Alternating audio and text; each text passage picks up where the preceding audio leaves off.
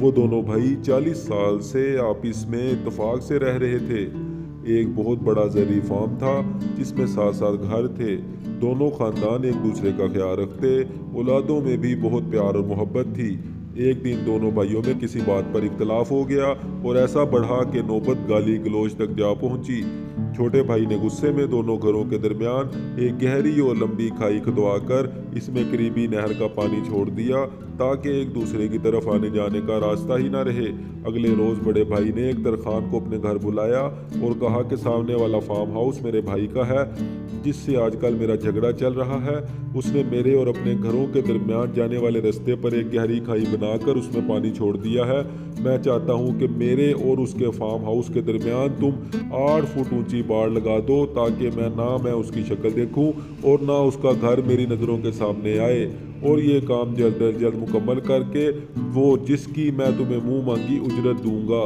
ترخان نے سر ہلاتے ہوئے کہا کہ مجھے پہلے آپ وہ جگہ دکھائیں جہاں سے میں نے باڑ لگا کر کام شروع کرنا ہے تاکہ میں پیمائش کے مطابق قصبے سے ضرورت کے مطابق مطلوبہ سامان لا سکوں۔ موقع دیکھنے کے بعد ترخان بڑے بھائی کو ساتھ لے کر قریبی قصبے میں گیا اور 4-5 کاریگروں کے علاوہ ایک بڑی پک اپ پر سارا سامان لے آیا۔ ترخان نے اسے کہا کہ اب آپ آرام کریں اور یہ کام ہم پر چھوڑ دیں۔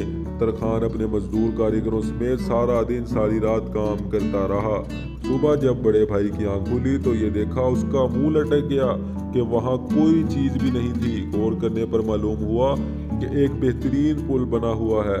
ترخان کی اس حرکت پر حیران ہوتا ہوا جو ہی اس پل کے قریب پہنچا تو دیکھا کہ پل کی دوسری طرف اس کا چھوٹا بھائی کھڑا اس کی طرف دیکھ رہا ہے۔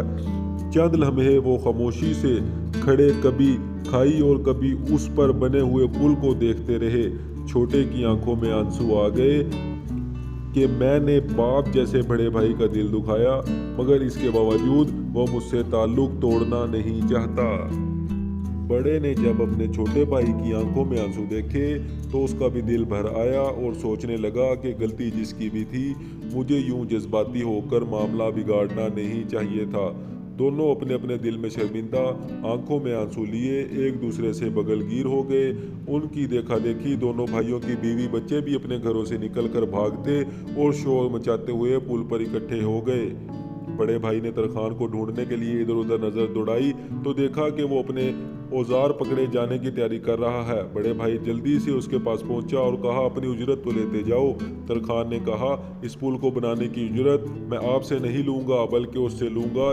وعدہ ہے جو شخص اللہ کی رضا حاصل کرنے کے لیے لوگوں میں صلح کروائے گا، اللہ جلد اسے اجر عظیم سے نوازے گا۔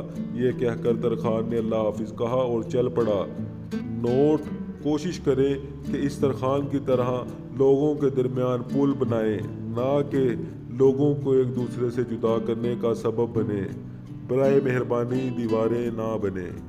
چینل کو سبسکرائب کریں اگر آپ کو یہ ویڈیو اچھی لگی ہو۔ اللہ حافظ۔